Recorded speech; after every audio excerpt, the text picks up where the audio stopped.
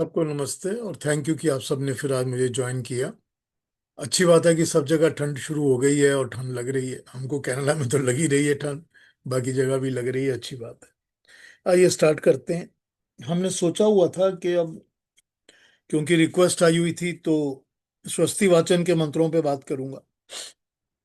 तो दो मंत्र मैंने पहले कवर किए हैं पिछले दो सेशंस के अंदर, 7 नंबर और 27 नंबर के स्वस्ति वाचन के मंत्र। मैं ढूंढ रहा था मुझे कोई अपनी कलेक्शन में, मुझे अब मेरी अपनी जो किताबों की कलेक्शन है, मेरी कलेक्शन में मुझे कोई स्वस्ति वाचन पे किताब नहीं मिली जो सिर्फ स्वस्ति वाचन पर लिखी गई हो। मुझे नहीं मिली। होगी जरूर, होगी, कोई ना कोई होगी जरूर। मैं अगर ढूंढूंगा ऑनलाइन वगैरह तो होगी जरूर, मगर फिर उसको मंगाऊंगा कहाँ से। पर मुझे कोई स्वस्ति वाचन पर मेरी अपनी कलेक्शन में मिली नहीं। मंत्र हैं सब जगह, इधर उधर सब जगह हैं, और जहां पर हवन के सारे मंत्र होते हैं वहां भी हैं, लेकिन डेडिकेटेड टू स्वस्ति वाचन उस तरह की किताब मुझे नहीं दिखी कोई। होती होगी कोई, खैर आई डिड नॉट फाइंड इट। आइए स्वस्ति वाचन का पहला मंत्र शुरू करता हूँ, इस पे बात शुरू करता हूँ। अब स्वस्ति वाचन का जो पहला मंत्र है, जो फर्स्ट नंबर 1 मंत्र स्वस्ति वाचन का यूज होता है, वो ऋग्वेद का पहला मंत्र है। यानी कि वेदों का, टोटल एंटायर वेदों का पहला मंत्र। ये जो 20,340 मंत्र जो हैं सारे ही वेदों के, उसमें से नंबर 1 फर्स्ट मंत्र जो है ऋग्वेद का पहला मंत्र। यानी कि 111, पहला मंडल, पहला चैप्टर, पहला मंत्र। ये पहला मंत्र हम यूज करते हैं स्वस्ति वाचन में बोलने के लिए। ये मंत्र वही है जिस पर हमने थोड़े दिन पहले भी बात की थी, पर उस पर आज फिर बात कर लेते हैं। ये मंत्र है, ओम अग्निमीड़े पुरोहितम यजस्य देवम ऋत्विजम होतारम रत्न धातमम। बस यही मंत्र है जो पहला मंत्र है ऋग्वेद का। तो इस पर बात करते हैं, इसको समझने की कोशिश करते हैं। ये कहता है, पुरोहितम का यहां मतलब बैठता है कि जो पहले से, क्रिएशन के बनने से पहले, किसी भी चीज के बनने से पहले हमारे लिए हर चीज का इंतजाम रेडी करके रखता है अपने दिमाग के अंदर। अब देखिए, जब आपके कॉन्सेप्ट के अंदर कंस्ट्रक्शन होगी तभी आप कंस्ट्रक्शन करेंगे ना। पहले तो आपके दिमाग के अंदर उसका पूरा नक्शा और उसकी पूरी रियलिटी तैयार हो जाएगी, फिर आप उसको इन फिजिकल फॉर्म तैयार करना शुरू करेंगे। अब जैसे भाभी ने लड्डू बनाए हैं तो पहले उनके दिमाग में वो लड्डुओं की पूरी वो आ गई है ना, रेसिपी वगैरह सब, कि मैं ये करूंगी, इतना ये लूंगी, उतना वो लूंगी, ऐसे मिक्स करूंगी, ये करूंगी। फिर उसके बाद उन्होंने बनाना शुरू किया। तो ये जो कॉन्सेप्ट है ये पहले दिमाग के अंदर आ जाता है।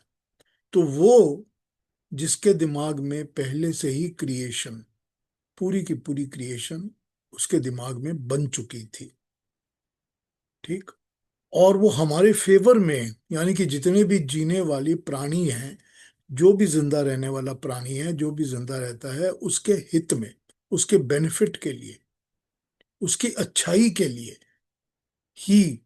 फिर अग्निम ईड़े पुरोहितम, सबसे पहले जो अग्निम था यहाँ पर, यानी कि सबसे पहले था और सबको शक्ति और प्रकाश देने वाला था, सबको ऊर्जा, एनर्जी देने वाला था, वो वाला पुरोहित जो सबसे पहले था और हमारे बेनिफिट के लिए सब कुछ करता था।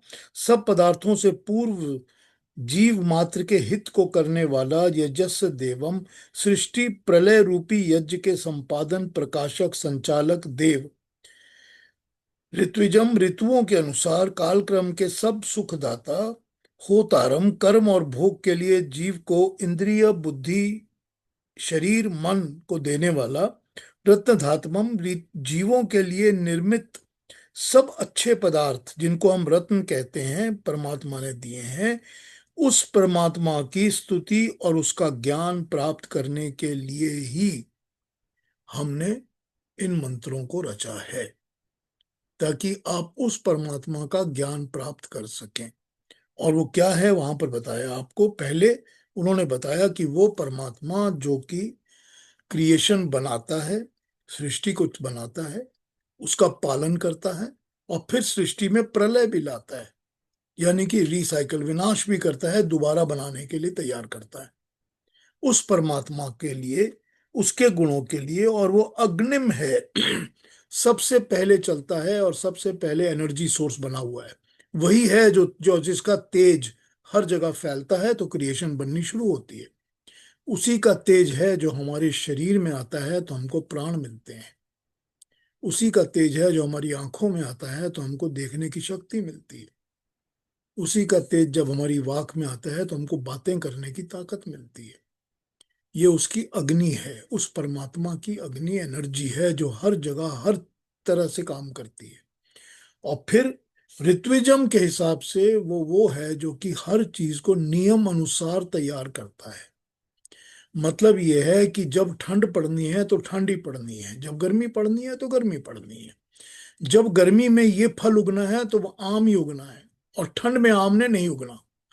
तो ये जो उसने नियम बनाए हैं अलग अलग, कि चांद जो है वो इस तरह घूमेगा और 28 दिन के बाद उसकी चेंज हो जाएगी, सूरज के आसपास पृथ्वी इस तरह घूमेगी, ये सारे जितने भी नियम हैं, ये बनाने वाला वो ऋत्विज है। जो परमात्मा हर तरह के नियम बनाता है, हर तरह की ऋतुओं को बनाता है, हमारे शरीर के संचालन के नियम बनाता है। हम कभी भी अपने ब्लड फ्लो को कंट्रोल नहीं करते, वो करता है। क्योंकि उसने नियम बनाया हुआ है कि तुम्हारे पूरा बॉडी के अंदर रक्त का संचार चलता रहेगा, आएगा जाएगा चलेगा, प्राण तुम्हारे चलेंगे। ये उसने नियम बनाए हुए हैं। उन नियमों को पालन करके चलाने वाला ऋत्विजम होतारम, वो जो हम सबको कर्म का भोग और कर्म का फल देता है, और कर्म करने का मौका देता है, भोग करने का मौका देता है। ठीक है। और हमारे लिए वो शरीर, इंद्रियां, बुद्धि, मन, सब कुछ प्रदान करता है। ठीक। बॉडी, हमारी इंद्रियां, जो हमारी 10 इंद्रियां हैं, हमारी बुद्धि, अक्ल, और हमारे अंदर मन, सब कुछ का वो पॉसिबिलिटी प्रोवाइड करता है हमारे अंदर। और वो देता किसके लिए है? रत्न धातमम, हमारे लिए ही उसने हर किस्म के गुडीज को तैयार किया हुआ है। चाहे वो खाने की चीजें हो, चाहे वो दवाइयां हो, चाहे वो सोना चांदी हो, चाहे वो कुछ भी हो, जो भी हमारे लिए अच्छी चीजें हैं जिनको हमको लगता है कि हमको कितना अच्छा मिल गया। अभी पता चला कि आपने ये चीज तिल खाई, क्योंकि तिल खा के आपको फायदा हो रहा है, तो उसने आपको तिल भी दिया हुआ है ताकि आपको फायदा हो। वो हर चीज को प्रदान करने वाला है, वही है रत्न धात मम। और ईड़े, जो यहाँ पर अग्निम ईड़े है, वो ईड़े कहता है कि उसी के ज्ञान को प्राप्त करो। उसी का ज्ञान प्राप्त करने के लिए ही हमने ये सारे मंत्र यहाँ लिखे हैं। ठीक। ये अग्निमीड़े पुरोहितम यजस्य देवम ऋत्विजम, इसका ये मतलब बैठता है। अब ये कहते हैं यहाँ पर, मैं लिख थोड़ा सा इसको पढ़ देता हूँ कि उपासक को निम्न प्रकार से सर्व स्वस्ति के लिए ओम प्रभु का गुणगान करना चाहिए। मैं स्तुति करता हूँ या करती हूँ, क्योंकि जो चर अचर सृष्टि को आगे ले जाने वाला है ज्ञानमय है।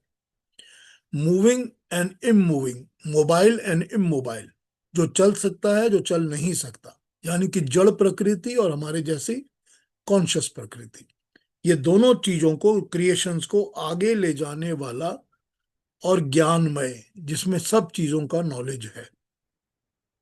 दूसरा, जो सृष्टि से पूर्व सदा विद्यमान है और सबके हित करने वालों से पूर्व हमारा हित करता है। सृष्टि में बनने से पहले वो विद्यमान है, वो है, he was present, he was there even before the creation was made. और हमारे बेनिफिट के लिए ही सब कुछ करता है। मैं अपने लिए कुछ नहीं कर रहा हूं, वो अपने लिए कुछ नहीं करता, परमात्मा सिर्फ हमारे लिए ही करता है। फिर जो उत्पत्ति स्थिति प्रलय रूप यज्ञ का संपादक है, पूर्ण करने वाला है, अर्थात व्यक्त और अव्यक्त करने वाला, व्यक्त को अव्यक्त करने वाला है, और अव्यक्त को व्यक्त करने वाला है। ये देखिए कितनी बड़ी बात कही है यहाँ पर। एक तो ये कही कि उत्पत्ति, क्रिएशन, स्थिति, सस्टेनेंस, और प्रलय, फिनिश, डिस्ट्रक्शन, तीनों चीजों को परमात्मा यज्ञ के रूप में करता है। जैसे हम यज्ञ करते हैं तो यज्ञ में अगर अग्नि जलाते हैं तो उस अग्नि को हम पालन करते हैं, फिर उसको हम बुझा भी देते हैं, बंद भी हो जाती है। या हम जो अच्छे काम करते हैं, कल्याण करने के लिए क्रिया करते हैं, अपने लोगों का, जनों का, सबका भला करने के लिए करते हैं, हम स्टार्ट करते हैं, मेंटेन करते हैं, फिर उसका एंड भी होता है। वो सब यज्ञिक कर्म है। और वो यज्ञिक कर्मों को करता है और अव्यक्त से व्यक्त बनाता है। मतलब जो चीजें, जो परमाणु नहीं दिखते, उनको क्रिएशन में बनाकर हमारे सामने ऐसे रखता है जो हमको दिखे। हमको दिखता है तभी तो हमको समझ में आता है। हमको पानी दिखता है तब हमको पता चलता है कि ये H2O है, इसके अंदर इस तरह के परमाणु हैं। हमको अग्नि दिखती है तब हमको समझ आता है कि ये अग्नि है, इसमें ये चीजों के परमाणु हैं। हमको सूरज दिखता है तो समझ में आता है।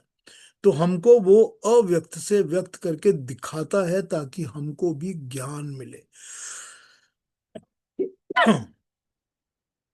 जो अपने कार्यकलाप सब ऋतुओं के अनुसार कालक्रम को यथाविधि से चलाता है, जो अपना हर एक कुछ प्रॉपर नियम से, प्रॉपर सिस्टम से, प्रॉपर लॉज से चलाता है, उसी को हम ऋत कहते हैं। जिनको वो अपने हिसाब से सारी दुनिया को बांध कर एक नियम से चलता है, चलाता है। वो अपने नियम को खुद भी तोड़ नहीं सकता। वो खुद भी अपने नियम को नहीं, ऐसा नहीं होता कि आज मेरी मर्जी है तो 24 घंटे की जगह 72 घंटे धूप ही रहे। ये नहीं हो सकता। वो भी अपने नियम पर ही चलता है और नियमों के हिसाब ही सब कुछ चलाता है, उसी से सब कुछ करता है। और सारी दुनिया के लिए वो नियमों को सामने रख के रख देता है आपको कि इस चीज को फॉलो करो। जो सृष्टि यज्ञ का होता है, निमित्त कारण है अथवा कर्मों के फल का दाता है। सृष्टि हत का निमित्त कारण, एग्जीक्यूटिव कॉज, मेन रीजन। ठीक। बनाने वाला जो होता है कि आपने अगर घड़ा बनाना है तो घड़े में एक मिट्टी एक कॉज है, उसका जो चकली है जिस पर वो घूमती है वो भी एक कॉज है, और बनाने वाला भी एक कॉज है। अगर बनाने वाला नहीं होगा तो नहीं बनेगी। ठीक। तो जो बनाने वाला है वो मेन कॉज है, उसको हम एफिशिएंट कॉज कहते हैं या निमित्त कारण कहते हैं। निमित्त, वो निमित्त कारण इस सारी क्रिएशन का परमात्मा है। बनाने वाला वो परमात्मा है। और निमित्त कारण होने से ही वो हमारे कर्मों का फल हमको देता है। क्योंकि निमित्त कारण वही है तो हमारे कर्मों का वही फल देता है। और जो सब तरह के भोग्य पदार्थ, रमणीय पदार्थ अथवा ग्रह उपग्रह ब्रह्मांड सब कुछ का धारण करने वाला है। तो ऐसी कोई चीज है ही नहीं क्रिएशन में जिसको वो धारण नहीं करता। चाहे वो बड़े बड़े प्लैनेट्स हों, चाहे वो कुछ भी हो, और चाहे हमारे लिए जो यूज करने की चीजें हैं, खाने पीने की चीजें हैं, जो भी है, चाबी रत्न है, जो भी हम यूज करते हैं, एवरीथिंग, हर चीज को वो धारण करता है, हमारे लिए अवेलेबल बनाता है, हमारे बेनिफिट के लिए रखता है। यहाँ पर ये बताते हैं कि जो अग्नि है वो सृष्टि रचना से पहले ही उपस्थित थी और वो सृष्टि के सब पदार्थों को बनाने वाली है। हर चीज को बनाने के लिए, बनाने में जो एक सिंगल फैक्टर यूज होता है, वो हर चीज को बनाने में अग्नि यूज होती है। हर चीज के अंदर अग्नि नहीं होगी तो कोई चीज बनेगी ही नहीं, डिस्ट्रॉय हो जाएगी। अब वो किस रूप में अग्नि बनती है, ये सब अलग अलग अलग अलग रूप है उनके, और अलग अलग तरह से बनती है। तो ये मैंने थोड़ी सी चर्चा आज अग्निमीळे पुरोहितम पर की है, जो ऋग्वेद का पहला मंत्र है, जो हमको इतना कुछ बता देता है और कहता है कि उस ज्ञान को, उस बनाने वाले के ज्ञान को पाने के लिए ही, कि तुमको ज्ञान मिले। तो ज्ञान किस चीज का मिलेगा? ज्ञान उस बनाने वाले का मिलेगा। और उस बनाने वाले का ज्ञान कैसे मिलेगा? उसकी जो बनाई हुई सारी चीजें हैं, उसकी जो बनाई हुई सारी क्रिएशन है, इसको देख के मिलेगा। वो दिखाने का भी साधन उसने कर दिया है। वो दिखाने का काम भी उसी ने कर दिया है कि तुम्हारे सामने ये लो, मैंने रख दिया, इसको देखो, देख के नॉलेज को पाओ, तब तुमको मेरा नॉलेज भी मिलेगा। तो ये सारे नॉलेजेस पाने के लिए ही हमने ये मंत्र आपके सामने रखे हैं। ये कहता है ऋग्वेद का पहला मंत्र। ठीक। चलिए, आपने अगर इसके बारे में कुछ पूछना कहना हो तो पूछ लीजिए, नहीं तो फिर आगे बढ़ जाएंगे। कल हम दूसरे स्वस्ति वाचन के मंत्र को पकड़ेंगे।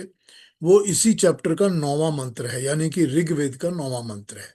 तो एक मैंने आज पढ़ा है, तो 3 4 5 6 7 और वो 9 के ऊपर जो है वो दूसरा स्वस्ति वाचन का मंत्र है। लेकिन वो बीच के जितने मंत्र भी हैं वो सब इस अग्नि की ही बातें करते हैं, जितने भी मंत्र हैं। हाँ ज्योति जी, आप कहिए क्या कहेंगी। नमस्ते एवरीवन एंड नमस्ते पीयूष जी। नमस्ते।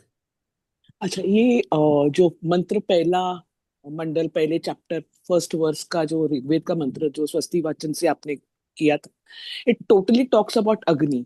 सो are you saying Agni is different and Paramatma is different?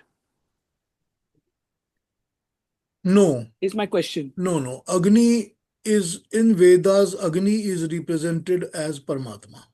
Correct, that's what I wanted to know because you were going on to saying Paramatma, Paramatma and not saying Agni. Na? That's the reason I asked you this question.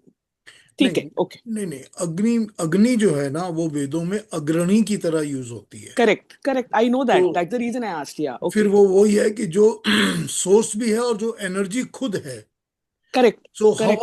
What is how do you want to figure out Paramatma. तो अगर हम परमात्मा का सोचें अपने दिमाग के अंदर, तो एक सोर्स या एक एनर्जी ही तो सोचनी पड़ती है ना हमको। हाँ, नहीं नहीं, I understood that, but you didn't. I mean, totally. I mean, see, there's no wrong right out over here. It's my way of thinking. That's the reason I asked you this question. नहीं So, नहीं, I, ठीक है। yeah, yeah. So, I mean, I said that यहाँ पे परमात्मा की ये अब ये representative अग्नि है. So, it's अग्नि अग्नि अग्नि that we are talking about. Without अग्नि, nothing can happen. So, अग्नि is परमात्मा. Correct? If correct. I'm right, right? That's what I wanted to say. Okay. Thank you so much. Yeah. अब देखिए, जितने हमारे रीति रिवाज है ना, हम लोग जो Hmm. फॉलो करते हैं, जितने भी हम करते हैं रीति रिवाज फॉलो, या अपने घरों में या जहां भी मंदिरों में, हम अग्नि की रिस्पेक्ट इसीलिए करते हैं। हम अगर अग्नि का प्रदीप जलाते हैं या हवन करते हैं या जो भी अग्नि की हम लोग फॉर्मेट रखते हैं, उसको हम रिस्पेक्ट, हम अग्नि की चारों तरफ फेरे लेकर शादी करते हैं, अग्नि के साथ हम वाव करते हैं, प्रोमिसेस करते हैं, अग्नि के ऊपर हम अहद करते हैं।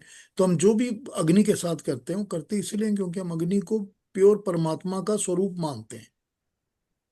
ठीक है ना। Yes, तो absolutely. No, I totally agree. No, because when you were talking, my only put this was that when you were talking was talking Paramatma, where ji, here it is totally Rigved is talking about pure Agni and Agni is Paramatma. That's what I wanted to make correct correct statement. That's what I wanted. Correct correct. That's the what you said further on is absolutely right. We do a vow on Agni. अग्नि के सिवा कुछ हो ही नहीं सकता. Wedding site भी दिया जलाते हैं हम, यज्ञ यज्ञ करते हैं वो भी अग्नि से ही होता है. सो दैट्स द रीजन उसको इतना महत्व देके ऋग्वेद के पहले मंडल में पहले चैप्टर और पहले वर्सेस में अग्नि को स्थान मिला है.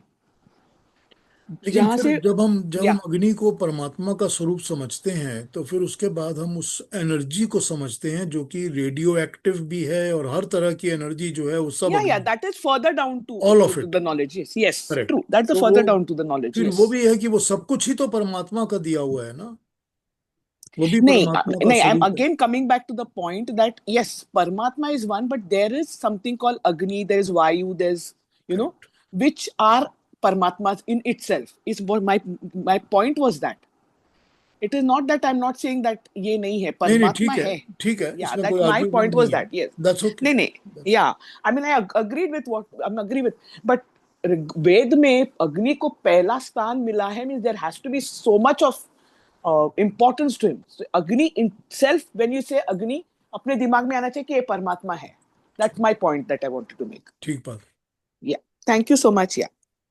थैंक मुझे इसी बात पे करनी है कि जो प्रकृति के 5 एलिमेंट्स हैं, अग्नि, वायु, जल, पृथ्वी, आकाश, तो बाकी के 4 एलिमेंट्स का क्या महत्व हो जाता है? I know the properties of other 4 elements, but because they are part of Agni, so अग्नि, वायु, जल, पृथ्वी, आकाश, तो इसमें अगर अग्नि परमात्मा का स्वरूप मानते हैं। नहीं, जब हम पंच महाभूत की बात करते हैं तो फिर हम अग्नि को परमात्मा का स्वरूप वहां नहीं मानते। वहां हम अग्नि को प्रकृति की क्रिएशन मानते हैं जो कि महत से बनती है। जब प्रकृति के ऊपर परमात्मा का तेज या परमात्मा की अग्नि पड़ गई, तब जो प्रकृति बननी शुरू होती है उससे 5 चीजें बनती हैं। उन 5 चीजों में भी जो एक चीज बनती है वो भी एक एनर्जी पावर की तरह होती है, उसका नाम अग्नि होता है, बिकॉज वो ठीक। उसी तरह बनती है। तो आप ये कह लीजिए कि एक अग्नि सीनियर एक अग्नि जूनियर, तो ये इस तरह से बन गई, क्योंकि वो उसी का स्वरूप है, वो उसी की रिप्रेजेंटेशन करती है। तो वो पंच महाभूत में जब हम अग्नि को देखते हैं तो फिर हम उस अग्नि को परमात्मा नहीं कहते, क्योंकि वो प्रकृति से बनी हुई है। ठीक। तो अगर प्रकृति से बनी हुई है तो फिर बात ये उठती है ना कि फिर अग्नि, मैंने परमात्मा ने प्रकृति बनाई है, उसमें अग्नि भी है, और परमात्मा भी अग्नि है। So I am little confused here, तो इस नहीं पर। केतु जी, कंफ्यूजन की जरूरत नहीं है ना। आपको ये समझना पड़ेगा कि हमारी जो अ, योगिक यानी कि वैदिक संस्कृत है, उस संस्कृत में किसी भी शब्द का एक अर्थ नहीं होता। ट्रू। उसमें मल्टीपल शब्द के अर्थ मल्टीपल होते हैं, और एप्लीकेशन के ऊपर डिपेंड करता है कि उसका अर्थ क्या होना चाहिए। ठीक। तो यहां पर ये समझ लीजिए कि जब हम ये कहते हैं कि क्रिएशन जब बनती है, तो उस परमाणुओं के ऊपर जो सोए हुए होते हैं, परमाणु जिनके ऊपर परमात्मा का तेज पड़ता है और क्रिएशन बननी शुरू होती है, या वो परमाणु एक्सटर्नलाइज होकर काम करना शुरू करते हैं, तो उस तेज को भी तो हमने तेज कहा है ना। उस तेज का भी तो एक रूप अग्नि ही है ना। अग्नि का ही तो फॉर्म है जो तेज पड़ता है ना। हाँ जी। ठीक। अब यहां पर आपको एक बात और समझाता हूं, not to confuse you but to समझाने के लिए, कि वेदों में तो ये कहा है कि वो जो तेज पड़ता है वो असल में साउंड इफेक्ट है। वो असल में ओम की ध्वनि है। ठीक। जब उन परमाणुओं के ऊपर ओम की ध्वनि की फोर्सफुली इम्पैक्ट आती है तो परमाणु काम करने लगते हैं। अब वो ओम की ध्वनि वही होती है कि जब आप अपने अंदर आंखें बंद करके अपने इंटरनलाइज के अंदर जब आप ओम करते हो, तो आपके अंदर के भी परमाणु सब प्रज्वलित हो जाते हैं, एक्टिव हो जाते हैं, काम हाँ करने जी। लगते हैं, क्योंकि ओम की ध्वनि के अंदर जादू है। तो वो जो है, कहते हैं कि वो जो तेज पड़ता है परमाणुओं के ऊपर, वो असल में ओम की ध्वनि है। अब वो ओम की ध्वनि जब तेज बन के पड़ती है तो वो अपने साथ साथ अग्नि को लेके आती है। ठीक। वोकल वोकल स्ट्रेंथ के अंदर हीट या पावर तो है ना। होता है होता है बिल्कुल। ना। बम ब्लास्ट जब होते हैं तो उसके साउंड और इफेक्ट से भी तो काम होता है ना इधर उधर। हाँ जी। तो वो चीज जो पड़ती है ना, उसको हमने फिर जब तेज कहा है, जब उसको ये कहा ओम की ध्वनि का है, तो उसमें वो जो अग्नि है, उस पार्ट के अंदर जो अग्नि है, उसको हमने परमात्मा का स्वरूप माना, क्योंकि वो अग्रणी अग्नि है, ठीक है। सबसे पहले चलने वाली, सबसे पहली सब जगह मौजूद रहने वाली है। ठीक। वो भी एक पावर सोर्स है, वो सोर्स ऑफ पावर, सबसे बड़ा सोर्स ऑफ पावर वही है। फिर जब प्रकृति बननी शुरू होती है, कि क्रिएशन बननी शुरू हो रही है और प्रकृति बननी शुरू हो जाएगी, तो जब प्रकृति बनती है तो प्रकृति में से भी 5 चीजें बन जाती हैं। उनमें से एक चीज ऐसी है जो कि ऑलमोस्ट लुक्स लाइक दैट, ठीक तो है। उसका भी नाम अग्नि रख दिया। ठीक। तो वहां पर जो अग्नि है वो योगिक वैदिक वर्ड है। यहां पर जो अग्नि है वो रूढ़िवादी संस्कृत का वर्ड है। अग्रणी। ठीक। तो ये दो अग्नियों में ये फर्क है, क्योंकि ये प्रकृति की क्रिएशन है, तो प्रकृति की क्रिएशन तो परमात्मा नहीं हो सकता ना। Of course. तो इस तरह समझना पड़ेगा इसको। ठीक है। हाँ, बहुत धन्यवाद, थैंक यू। ठीक है। Can आई होप can कि I आई होप add कि क्लैरिटी हो गई है, अब कंफ्यूजन यस, नहीं है। बिल्कुल। नहीं नहीं। can I add a little bit to this? हाँ जी जरूर। Yeah, with what Ketuji said ना, let me put it this way that जो पंच महाभूत आप आपके प्रकृति में अपने मिले हैं, उसको हम परमात्मा नहीं मानते। बट वेद में जो मेंशन है वरुण, इंद्र, ये जो पंच महाभूत वहां पे भी अग्नि बिग्नि है, उनको हम परमात्मा मानते हैं। This is the difference between the two. This is the one which is come from Prakriti is the one which we use, and the one which is mentioned as Paramatma, and the where the Srishti was not even, Prakriti was not even made, they were existing. Those things are the ones which are the powerful ones which are mentioned in the Veda, is the way I have understood the whole thing. I don't know if Piyush can add to it. If ठीक है, क्योंकि वो सब परमात्मा के power हैं, correct, correct, तो हम उनको correct. परमात्मा के साथ जोड़कर ही मानते हैं। कभी हम कहते हैं कि परमात्मा की ये शक्ति है, परमात्मा की वो शक्ति है, परमात्मा Right. की ऐसी शक्ति है, Yes, पर वो yes. सब परमात्मा के स्वरूप हैं। और लेकिन जो प्रकृति में वो आ प्रकृति गए, से हाँ हाँ, क्रिएटेड है वो परमात्मा नहीं है। नहीं है. That's the correct difference between the two. Piyush ji, can I add something please? बोलिए महेश जी। क्या एक और शायद इस तरह भी सोच सकते हैं कि जो this is the exact difference between N ornament, जैसे कि कोई रिंग हो या इयरिंग हो, वर्सेस गोल्ड। तो जो परमात्मा की, जो अग्नि के रेफरेंस में अगर परमात्मा का है कॉन्टेक्स्ट, तो वो गोल्ड की तरह से समझा जा सकता है, वर्सेस स्पेसिफिक एक तरह का इंस्टेंशिएशन ये घरेने के रूप में रहता है। वो दैट इज लाइक द अग्नि जो हम अभी बात करते हैं पंच महाभूत के कॉन्टेक्स्ट में। ठीक है, गुड एग्जाम्पल, अच्छा है, गुड एग्जाम्पल। अब पीयूष जी, ये सारे के सारे स्वस्तिवाचन के जो है मंत्र, ये ऋग्वेद में शुरू में ही आते हैं सारे? नहीं, सारे ऋग्वेद के नहीं है, कुछ उसमें यजुर्वेद के भी हैं। अच्छा अच्छा। आगे जब हम पढ़ेंगे सारे मंत्रों को एक एक करके, तो इसमें अलग अलग आएंगे। और ऋग्वेद के पहले 1 से लेके 9 तक, नंबर 1 जो है वो पहला स्वस्ति वाचन का मंत्र है, 9 नंबर 2 है। अच्छा और उसके बाद शायद 14 या 18 या कौन सा है, बताता हूँ तुमको देख के एक मिनट अच्छा। कि कौन सा है उसके बाद, और उसके बाद वाला कौन सा है। तो हमने आज देखा 1, अगला जो है वो आएगा नंबर 2, और उसके बाद है ऋग्वेद का, नहीं उसके बाद वाला मंत्र तो ऋग्वेद के 551:11 है, और फिर 551:12 है। तो 5th चैप्टर में चला जाएगा, फ्रॉम फर्स्ट फर्स्ट मंडल से 5वें मंडल पे चला जाएगा। तो ये एक साथ नहीं है, ये 1 और 2 ही हैं जो एक ही उसमें से लिए गए हैं। पर ठीक है, हम लोग जब बोलते हैं स्वस्तिवाचन के मंत्र, सब एक साथ ही बोलते हैं ना? हाँ हम सब एक साथ बोलते हैं मंत्रों को, पर वो सब अलग अलग तरह से लिए हुए हैं, क्योंकि वो मंत्रों का जो समूह ग्रुप बनाया हुआ है ना, वो मंत्रों का ग्रुप बना है पर्टिकुलरली फॉर हमारे कल्याण, हमारे भले की भावना के लिए। तो वो हाँ। मंत्र निकाले हुए हैं जिनसे हमारी स्वस्ति होती है, हमारा अच्छा होता है, हमारा भला होता है, ओके। जो हमारे अच्छे के लिए हैं। तो हम पहले मंत्र में जैसे परमात्मा ने हमारे हित के लिए, हमारी अच्छाई के लिए, हमारे भले के लिए इस क्रिएशन को, इन सब चीजों को बनाया है, तो उसका पर्पस ये था कि हमारा भला हो, हमारा अच्छा हो, हमारा कल्याण हो। तो ये जो तो कल्याण करने वाले और अच्छे बोलने वाले मंत्र हैं, उनको इकट्ठा करके स्वस्ति वाचन बनाया गया है। या, तो स्वस्तिवाचन के मंत्र हम हर शुभ कार्य में हवन हाँ करते बोलते करते हैं ना, ताकि सबका भला हो, अच्छा हो। हम्म, वो तो भले और अच्छे के लिए ही है ना। हर शुभ कार्य में हम बोल सकते हैं मतलब? हाँ बिल्कुल। हाँ जी, और कोई बात? तो आगे बढ़ जाए, चलिए गीता पर आते हैं।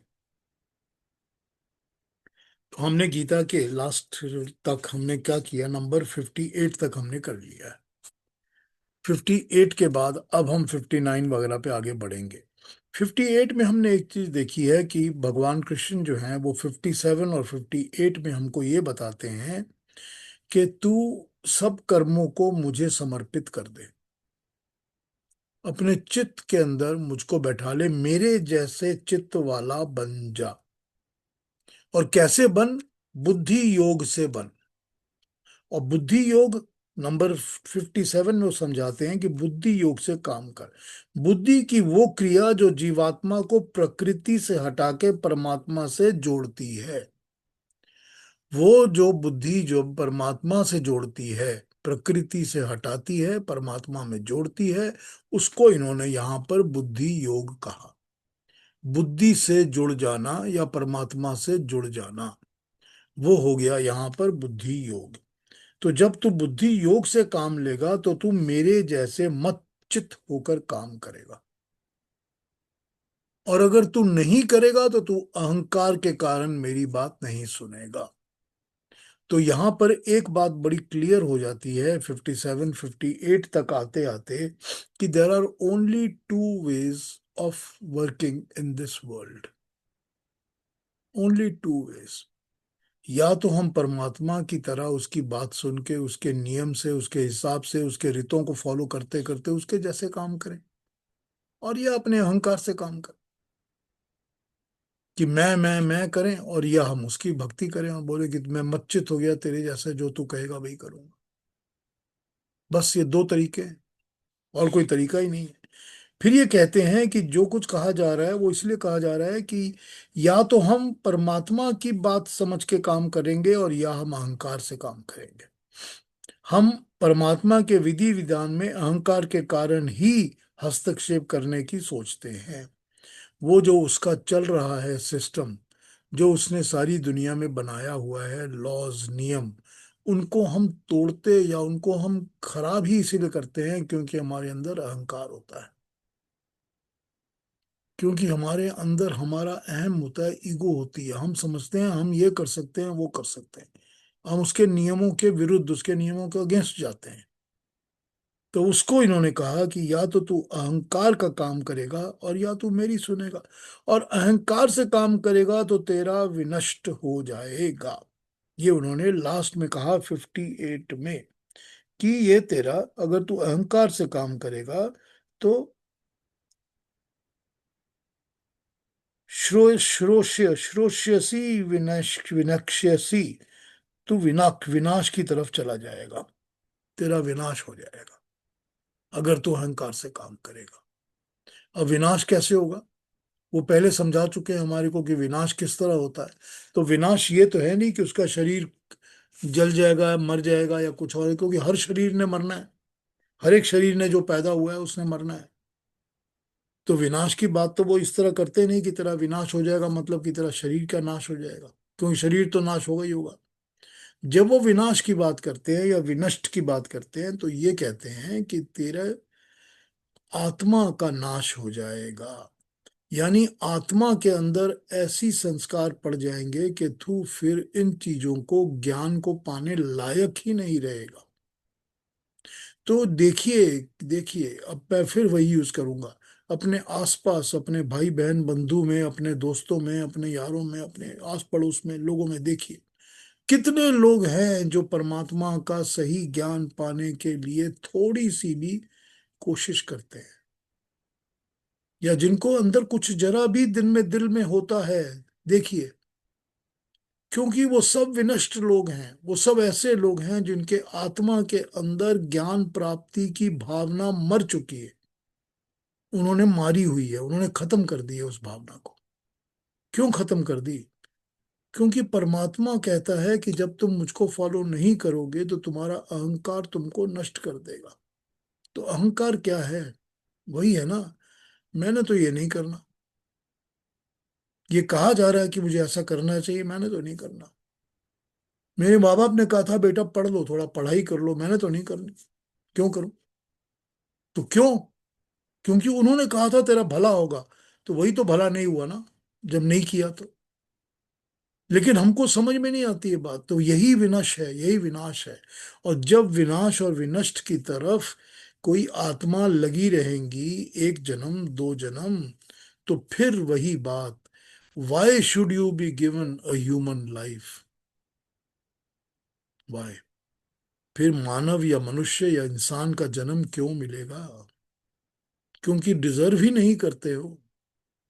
तो जब डिजर्व नहीं करते तो फिर वही कीड़े मकोड़ों की जिंदगी में चले जाएंगे, जहां पर कि विनाश ही विनाश है, विनष्ट ही है और कुछ है ही नहीं। वहां भी तो शरीर मिलेगा, वहां भी खाने को मिलेगा, वहां भी मौज मस्ती मिलेगी, वहां भी पार्टनर मिल जाएगा कोई ना कोई। लेकिन वो विनाश है। तो जब ये कहते हैं कि या तो मत चित हो जा, मेरे को मेरे जैसे चित्त वाला बन जा, और या तू अहंकार से काम करेगा, और अगर अहंकार से काम करेगा तो तेरा विनाश हो जाएगा। आज नहीं तो कल, अगले जन्म में नहीं तो उससे अगले जन्म में विनाश हो जाएगा। ये इन्होंने समझाया हमको 58 तक। बिल्कुल सिंपल, बिल्कुल डीप, एकदम स्ट्रेट फॉरवर्ड, आइदर दिस और दैट, बस। कोई बीच में कंफ्यूजन नहीं है, किसी तरह का कोई कंफ्यूजन नहीं, बिल्कुल स्ट्रेट मैसेज एकदम। और कह रहे हैं मान लो तो ठीक है, नहीं मानोगे तो विनाश। वही बात ना, नहीं मानोगे तो अहंकार, कि मेरा अहंकार मुझको मरवा नहीं रहा, आई कांट बिलीव दिस। तो फिर कांट बिलीव तो ठीक है फिर। तो अगले में अब ये बोलने के बाद कि जब उन्होंने अहंकार की बात की है, रेणु जी आप कुछ कहना चाहती हैं? हाँ, बोलिए। थोड़ा सा मुझे वो क्लैरिफिकेशन चाहिए था। जब हम कहते हैं ना कि सारे कर्म ईश्वर को समर्पित करना, तो थोड़ा सा उसको आप एक्सप्लेन करें थोड़ा सा। प्रैक्टिकली बात कर रही हैं ना आप? हाँ जी, हाँ जी। तो ऐसा है कि जब कर्म के अंदर से अपनी कामनाएं हट जाएंगी, मतलब ये है कि मैं कर्म तो कर रहा हूं, बट मैं कर्म कर रहा हूं as it is my duty to do it, कि मेरी ड्यूटी है, मेरी ड्यूटी है अच्छा, कि वो मैं निष्काम क्लास में, कर्म और कामना वाला वो, जब अच्छा। मैं स्टूडेंट्स को पढ़ा रहा हूं तो मेरी ड्यूटी है कि मैं पढ़ाऊं, जब मैं घर में खाना बना रहा हूं तो मेरी ड्यूटी है कि मैं कुक करूं, और जब मैं कहीं पर विज्ञान बांट रहा हूं तो मेरी ड्यूटी है कि मैं फैक्ट्री में काम कर रहा हूं तो मेरी ड्यूटी है कि मैं करूं। स्वधर्म स्वकर्म, उस चीज को फॉलो करके आप अपनी ड्यूटी को मान के करिए, उसमें से अपनी पर्सनल कामनाओं को मत लगाइए। तो जब आप ड्यूटी समझ के काम करेंगे, योगदान करेंगे, अपना बेस्ट ऑफर करेंगे और अच्छे काम करेंगे, जिसका कि कंप्लीट सोसाइटी में भला होना चाहिए। आप ये भी सोच सकते हैं कि मेरी तो ड्यूटी है कि मैं जाके अपने आप को बम ब्लास्ट करके उड़ा दूं और 7-10 लोगों को और मार दूं, लेकिन उस ड्यूटी के अंदर कोई समाज का या लोक कल्याण का कोई भला नहीं है, किसी का कोई भला नहीं है, किसी का उपकार नहीं है। तो वो ड्यूटी नहीं हो सकती है। ड्यूटी वो हो सकती है जो कि अच्छे कर्म, समाज का भला होना चाहिए, मेरा नहीं, मैं और मेरा नहीं, सारे समाज का, सारी सोसाइटी का, मानवता का भला होना चाहिए। वो है ड्यूटी। तो जब आप अपने कर्मों को ड्यूटीफुली करते हैं, जिसमें से आप मैं, मेरा, मेरे निकाल देते हैं, कामनाओं को निकाल देते हैं, तो वो कर्म परमात्मा की तरह किए कर्म हो जाते हैं, उसकी राह पर, उसके रास्ते पे किए कर्म हो जाते हैं। समझ में ठीक है, ठीक। हाँ हाँ, ठीक है, अब समझ में आया। ठीक। Thank you. हाँ जी, थैंक तो यू। ठीक है, अब ऐसा करते हैं कि फिर 59 और 60 को पढ़ लेते हैं, फिर जितना होगा आज बात कर लेंगे, बाकी कल करेंगे। तो आइए 59-60 को हमको पढ़ दीजिए अलका जी। हाँ जी। यद अहंकारम् आश्रित्य न योत्से इति मन्यसे मिथ्येष्व्यवसायस्ते प्रकृतिस्तां नियोक्ष्यति स्वभावजेन कौन्तेय निबद्धस्वेन कर्मणा कर्तुमेच्छसि यन्मोहात् करिष्यसे वशोऽपि तत्। Thank you so much. Thank you Alka ji. देखिए कितनी क्लैरिटी के साथ बताया है, कितनी क्लैरिटी के साथ बात बताई है भगवान ने यहाँ पर। यदि तू अहंकार के वश में होके तू ये मान रहा है कि मैं अपना निश्चित कार्य नहीं करूंगा, जो मुझे करना चाहिए, जो मुझे कहा जा रहा है वो नहीं करूंगा, या जैसे मैं अभी युद्ध भूमि में खड़ा हूं जहां मुझे वॉर करना है, युद्ध करना है, मैं नहीं करूंगा, तू ये सोच के खड़ा हो जाएगा तो प्रकृति, यहां पर कहा है प्रकृति त्वाम नियोक्ष्यति, प्रकृति तुझसे कर्म करवाएगी। ठीक, क्यों कराएगी? इसको पहले पढ़ लेते हैं, फिर समझाता हूं इसको। अर्थात संसार का संचालन करने वाली सत्ता तुझसे जो कर्म लेना चाहती है, वो काम तुझसे जबरदस्ती जोत देगी उसके अंदर, और तेरी प्रकृति अर्थात तेरा स्वभाव तुझसे युद्ध करवाने के लिए विवश कर देगा। एक 60 नंबर कहता है, हे कौन्तेय, तू मोहवश जिस काम को नहीं करना चाहता, उसे तो अपनी स्वभाव से उत्पन्न होने वाले कर्म से बंधा हुआ विवश होकर करेगा। ये दोनों का श्लोकों का 59-60 का एक ही मतलब है, लेकिन इसको समझिए कि इसमें कहा क्या जा रहा है। इसमें यह कहा जा रहा है, पहली बात, जो अहंकार है, जो अहंकार है, वो प्रकृति के द्वारा दिया गया एक तेरे को गुण है या क्वालिटी है जो तुझे दी गई है, पर है वो प्रकृति का गुण। तो जब तू अहंकार के वश में, अहंकार के कंट्रोल में, अहंकार को अपना बॉस मान के काम करेगा, तो तू प्रकृति के आगे सरेंडर हो रहा है। अब वो प्रकृति अहंकार बन के तुझसे काम करवाएगी। अब वो तुझको बांध देगी, और बांध के तुझको विवश करेगी, तुझको फोर्स करेगी, तुझको उस तरह से करेगी कि तू करना ही होगा, तुझे, तू छूट नहीं सकेगा उसमें से। फिर क्या होगा? फिर तू वो कर्म करेगा जो प्रकृति तुझसे कराएगी, वो तुम्हारा स्वभाव बन जाएगा। It becomes part of you, कि मेरा नेचर, मेरा अपना स्वभाव ऐसा ही है, मैं यही करूंगा। मेरा स्वभाव क्या है? मेरा स्वभाव है कि मैं तो जुआ खेलूंगा, शराब पीऊंगा, दारू पीऊंगा, गंदे वंदे बातें काम करूंगा, मैं अच्छे काम नहीं करूंगा। ये मेरा स्वभाव है, ये मेरा स्वभाव तो है। मगर ये करवा कौन रहा है? ये तेरे स्वभाव को तो तेरी प्रकृति ने जन्म दिया है ना। अब तू प्रकृति के हाथ में जकड़ जाएगा, बंध जाएगा, एकदम पाश में फंस जाएगा। फिर या तो तू, जैसा मैंने तुझे बताया, मेरे हिसाब से अपने कर्म कर, मत चित हो जा, और या तेरा अहंकार तेरे को इस तरह से काम करवाएगा।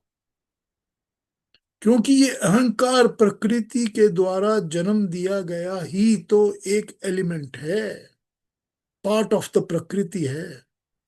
तो जब तूने मुझसे ज्यादा उसको इंपॉर्टेंस दे दी है, तो अब वो तेरा भगवान बन गया है।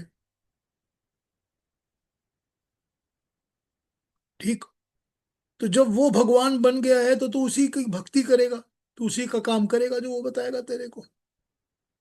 तो वो फिर तेरा स्वभाव बनेगा, और स्वभाव बनकर वो तुझसे फोर्सफुली, जबरदस्ती तुझसे काम कराएगा, तुझको उस काम में जोत देगा, पूरी तरह लगा देगा।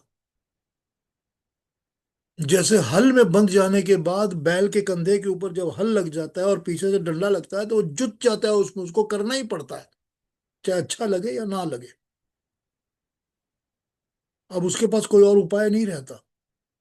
तो तू भी उसी तरह से इसको, इसमें जुट जाएगा, तुझको प्रकृति इसमें जोत देगी, एकदम इस तरह लगा देगी कि तेरे पास कोई और तरीका नहीं रहेगा, तू विवश हो जाएगा। You will be force to do it, because तू अहंकार के बस में आ गया है।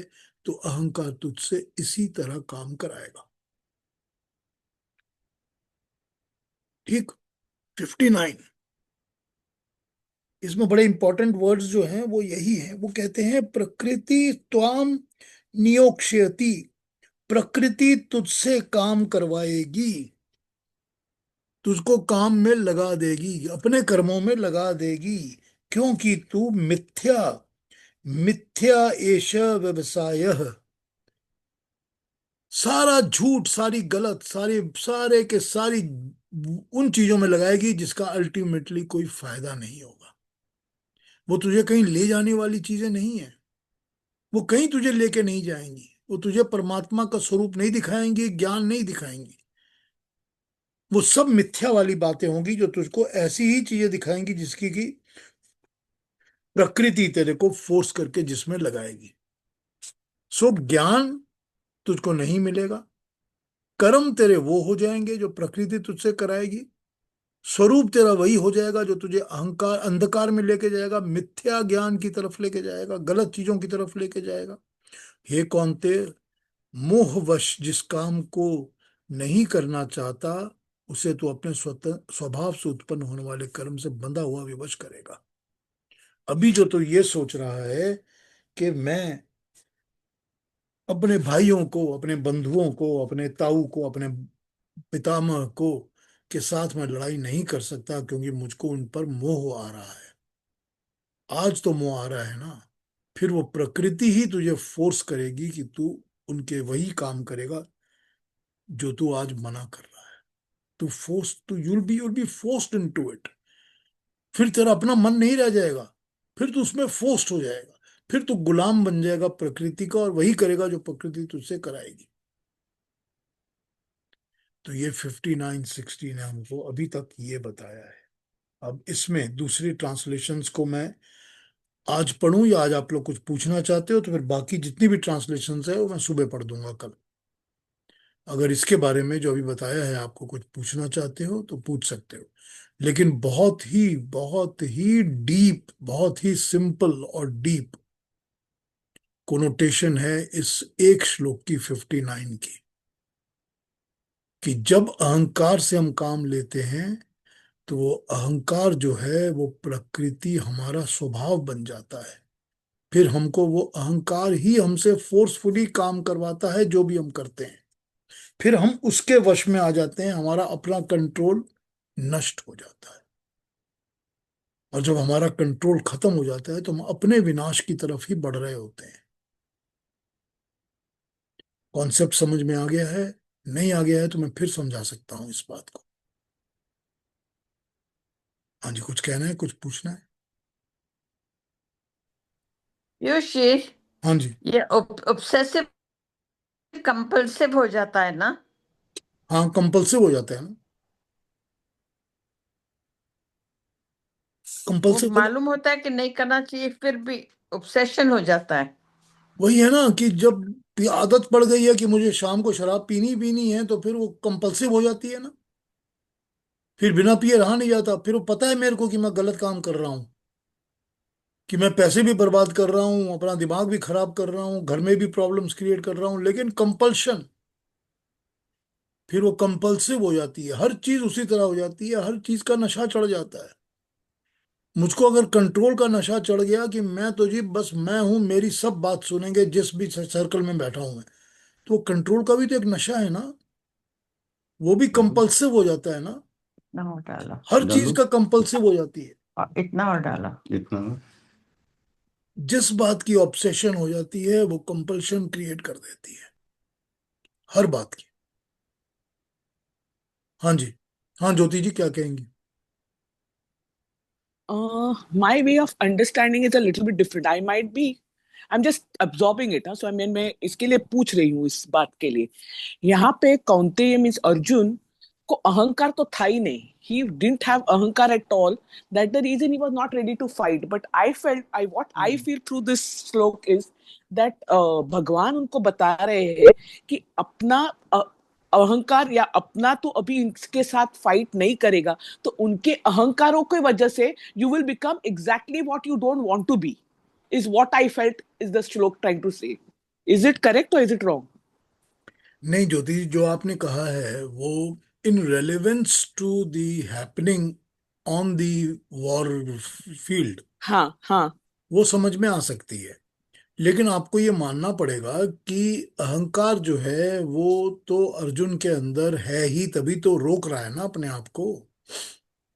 जो भी चीज अच्छा आपको परमात्मा की कही बात को करने नहीं देती वो आपका अहंकार है। अच्छा ओके. जो चीज आपको रोकती है कि मुझको परमात्मा का तो ये बनाया नियम है लेकिन मैं उसके विरुद्ध उठ रहा हूं या बोल रहा हूं, तो वो आपका अहंकार है। ओ अहंकार ही है जो इंसान को रोकता है किसी काम को करने से जो उसको करना चाहिए, जो उसको परमात्मा के नियम के हिसाब से करना चाहिए। अच्छा. So you're saying that वो when Arjun was saying a no, it is his ahankar which is telling him to say it is that I the don't want to it fight. Is the अहंकार that is working as मोह Okay okay. और it is working as अज्ञान। सी, अहंकार will work any which वे, क्योंकि उसकी banking में तो अहंकार खड़ा होगा, तभी तो ये मोह भी आएगा, जो कि मुझको बहुत प्यार आ रहा है सामने हाँ, वाले मुझे से। वो लगा मोह है, जो जिस मोह से वो नहीं करेगा उनके साथ, he won't fight with them, then उनके अहंकार की वजह से इसका भी जो स्वभाव है वो चेंज हो जाएगा, his life will become another misery, is what I felt, नहीं नहीं इज नहीं what Bhagwan is trying to tell him. नहीं नहीं, यहाँ So वो that's the नहीं reason है। you have to fight. Yeah, that's what यहाँ I वो felt. नहीं, यहाँ पर अल्टीमेटली हो सकता है कि तुझको जब विवश होकर लड़ना पड़े, तो then that might be a different situation. Hmm. लेकिन if you take it not in reference of only Arjun, but take it as a lesson that is being taught, तब ये इसको इसी तरह लेना पड़ेगा कि जो मोह के कारण हम परमात्मा की, भगवान कृष्ण की जो बात है, हम Hmm. नहीं मान रहे। क्यों नहीं मान रहे? क्योंकि हमको बड़ा प्यार आ रहा है किसी के ऊपर। तो वो जो प्यार आ रहा है और जो हम बात नहीं मान रहे, तो ये हमारा अहंकार है जो हमको मानने से रोक रहा है। Yeah, the bigger picture of it. Correct. That is Yes. What it is. Okay. The bigger picture of it. Correct. Okay. That is Yeah. What it is. उन्होंने पहले पिछले श्लोक में कहा ना कि दो ही चीजें हैं, या तो तू मेरी बात सुन के मेरे काम करेगा, और या तू अहंकार के वश अपने काम करेगा। अब वो True. अहंकार अलग अलग रूप में सामने आएगा। यहां पर आप कह हाँ. सकते हो कि मोह बन के आ गया, या ज्ञान बन के आ गया। Yeah. Yeah. तो वो अहंकार ही तो है ना जो रोकता है बीच में, कि भाई मैं, मेरी बात सुनो ना, मेरा काम करो। चाहे वो मोह के लिए मेरी बात सुनो, चाहे किसी भी रीजन से सुनो, पर मेरी बात सुनो। हो गया ना? Got it. Yes. It's a bigger picture looking at it. हाँ Yes. नहीं, वो Got it. That is what you have to understand when we take a lesson from it. Hmm. ठीक है ना? Yes. Got it. Okay. हाँ Thank you. हाँ जी, और कोई कुछ पूछेंगे? कुछ और कहना है पीयूष किसी जी, ने? बोलिए Mahesh ji. Thank you for a very good explanation. आज का जो आपने बताया कि अहंकार स्ट्रांग रहेगा तो नाश हो जाएगा, और फिर अल्टीमेटली जो हमारी प्रकृति will take over, and we do see that around, अपने में खुद में भी देखने मिलता है, आसपास में भी देखने मिलता है। तो वन क्वेश्चन आई, एंड फिर वो कंपल्सिव बिहेवियर जैसा हो जाता है कि प्रकृति जो कराती है उसी में हम लीन रहते हैं। तो on the other side of it, flip side of it, कि आई हैव हर्ड, और आपने भी 2-3 बार मेडिटेशन में भी बताया था, मेडिटेशन के कॉन्टेक्स्ट में, कि जब हम कोई भी व्यक्ति, I don't do meditation, but as an example आपने बताया था कि जब कोई भी व्यक्ति मेडिटेशन में जाते हैं तो उनको डर रहता है कि वापस आएंगे कि नहीं, कि कहीं उसमें रह ना जाए वैसा। So in the same way, when somebody tries to follow परमात्मा के मार्ग में जाते हैं, तो उनका पूरी भक्ति भाव से whatever, तो उनका थोड़ा ये भी देखा है कि काफी पुल बैक रहता है। तो पता नहीं वो पुल बैक कहाँ से आता है, क्योंकि it may still be the prakriti trying to say कि मत जाओ वहाँ, and mind will come with all kinds of excuses कि ये नहीं करता। And then one other thing I have heard from some people is कि उनको डर भी लगता है कि कहीं ये मार्ग पे चला गया तो क्या होगा मेरा, because it's an unknown for them. तो how do we explain that in context नहीं विद महेश जी, दो बातें। Compulsive behaviour? नहीं, दो बातें यहाँ पर। ये जितना भी पुल बैक है, हेजिटेशन है, जो कि जाने से रोकता है, वो सारे के सारे के लिए एक ही वर्ड यूज किया है, अहंकार। जितना भी पुल बैक है, जितना भी हेजिटेशन है, सबके लिए एक ही वर्ड है, वो अहंकार है। That is what is stopping you. दूसरी बात, मेरी मेडिटेशन के टॉक्स में, लेक्चर्स में, मैंने कभी भी नहीं कहा कि किसी को डर होता है कि डर उसके बाद क्या होगा। मैंने कभी नहीं कहा। I have never never never use this, because I don't believe in it.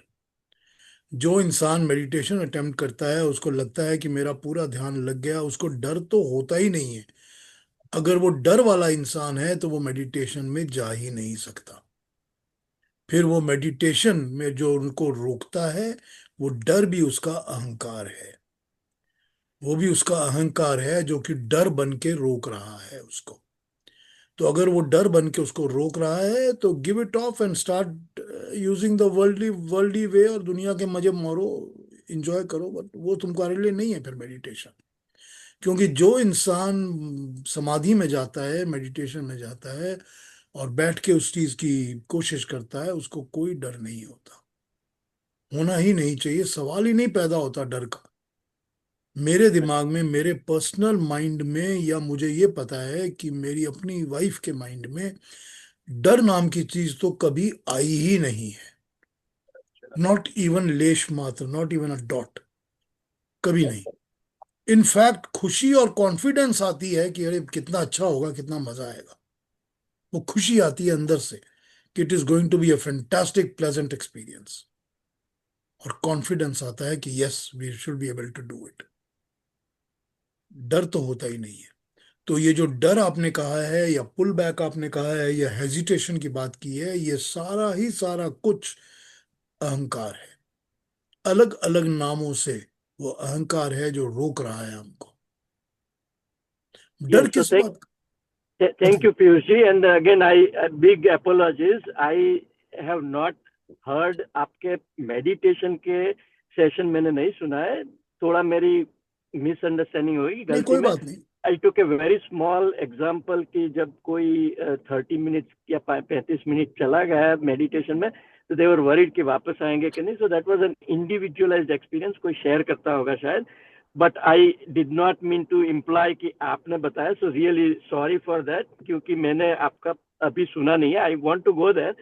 And thank you for explaining कि ये सब अहंकार ही है, बिकॉज आई वाज वंडरिंग कि ये पुल बैक कहाँ से आ रहा है। तो that is very good to know कि ये अहंकार ही सम अदर वे से ये काम जो भी, करके हाँ पुल बिल्कुल, बैक। जो भी पुल बैक है, चाहे वो डर है, चाहे पुल बैक है, हेजिटेशन है, ये सब किसी ना किसी भाव से अहंकार है जो अब मुझको अगर योग दर्शन, सुनिए सुनिए, मुझको योग दर्शन कह रहा है कि तुम इस तरह बैठो, इस तरह ध्यान करो, धारणा करो, समाधि करो, और समाधि में इस तरह करो, और जाप करो, या ना सांसों पे कंट्रोल करो, समाधि में ध्यान लगाओ।